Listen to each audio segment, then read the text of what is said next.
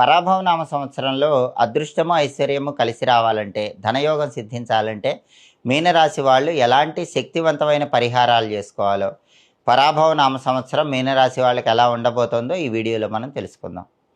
పరాభవనామ సంవత్సరం మొత్తం కూడా మీనరాశి వాళ్ళకి ఏలినాటి శని దోషం ఉంది. వాళ్ళ రాశిలోనే శని సంచారం ఉంది. జన్మంలో ఏలినాటి శని సంచారం అంటారు. దీనివల్ల ఏం జరుగుతుంది? హెల్త్ ఇష్యూస్ వచ్చే అవకాశం ఉంది. ఎక్కువ హార్డ్ వర్క్ చేసినా తక్కువ అవుట్పుట్, తక్కువ ఫలితం వచ్చే అవకాశం ఉంది. శ్రమ ఎక్కువ, ఫలితం తక్కువ.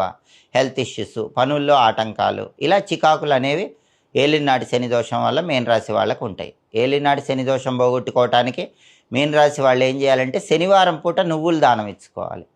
కనీసం 7 శనివారాలు నెలకొకసారైనా సరే 1.25 కేజీ నల్ల నువ్వులు నల్ల వస్త్రంలో మూట కట్టి దేవాలయంలో పంతులు గారికి ఉదయం 6 నుంచి 7 మధ్యలో కానీ, మధ్యాహ్నం 1 నుంచి 2 మధ్యలో కానీ, రాత్రి 8 నుంచి 9 మధ్యలో కానీ దానం ఇవ్వండి. అప్పుడే ఏలినాటి శని దోషం తొలగిపోతుంది. శనివారం ఆంజనేయ స్వామి ఆలయానికి వెళ్ళటం, కనీసం 41 ప్రదక్షిణలు చేయటం, ఆంజనేయ స్వామికి తమలపాకుల దండ సమర్పించటం, ఇవన్నీ చేస్తే ఏలినాటి శని దోషం నుంచి మీనరాశి వాళ్ళు బయటపడవచ్చు. పనుల్లో విఘ్నాలు తొలగిపోతాయి, అనుకున్న పనులు తొందరగా పూర్తవుతాయి, హెల్త్ ఇష్యూస్ కూడా క్లియర్ అవుతాయి. అలాగే రాహు మీనరాశి వాళ్ళకి డిసెంబర్ 5 వరకు 12వ స్థానంలో ఉన్నాడు. దీనివల్ల విపరీతమైన మనీ ఎక్స్పెండిచర్ ఉంటుంది, డబ్బు ఎక్కువ ఖర్చు అయిపోతుంది. రహస్య శత్రువులు ఉంటారు, వెనకాల గోతులు తీసేవాళ్ళు ఎక్కువ మంది ఉంటారు. 12వ ఇంట్లో రాహు వల్ల వచ్చే సమస్యలు పోవాలంటే డిసెంబర్ 5 లోపు ఎప్పుడైనా సరే శనివారం కానీ, ఆదివారం కానీ, మంగళవారం కానీ రాహుకాలంలో నిమ్మకాయ దీపాలు దుర్గాదేవి టెంపుల్లో పెట్టుకోండి. లేకపోతే అమావాస్య రోజు తేనె బాటిలు 1 కేజీ నల్ల ద్రాక్ష ఎవరైనా పంతులు గారికి దానం ఇచ్చుకోండి.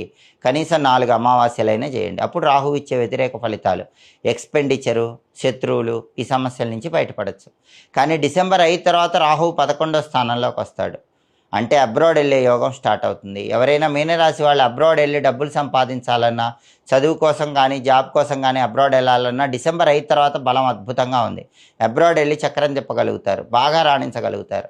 స్నేహితులతో కలిసి కొత్త కార్యక్రమాలు ప్రారంభించి సక్సెస్, ధనలాభం పొందాలన్నా కూడా డిసెంబర్ 5 తర్వాత 11వ స్థానంలో రాహు వల్ల మీనరాశి వాళ్ళకి బ్రహ్మాండంగా బలం ఉంది.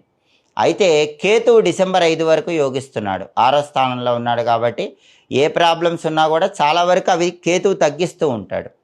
హెల్త్ పరంగా కానీ, అప్పుల పరంగా కానీ, శత్రువుల పరంగా కానీ డిసెంబర్ 5 వరకు కేతువు తగ్గిస్తూ ఉంటాడు. ఆ తర్వాత కేతువు 5వ స్థానంలోకి వస్తాడు. చిల్డ్రన్ రిలేటెడ్ ప్రాబ్లమ్స్ మీనరాశి వాళ్ళకి డిసెంబర్ 5 తర్వాత ఉంటాయి. అంటే పెళ్ళైన మీనరాశి వాళ్ళకి సంతానం కలగటం డిసెంబర్ 5 తర్వాత ఆలస్యం అవుతూ ఉంటుంది.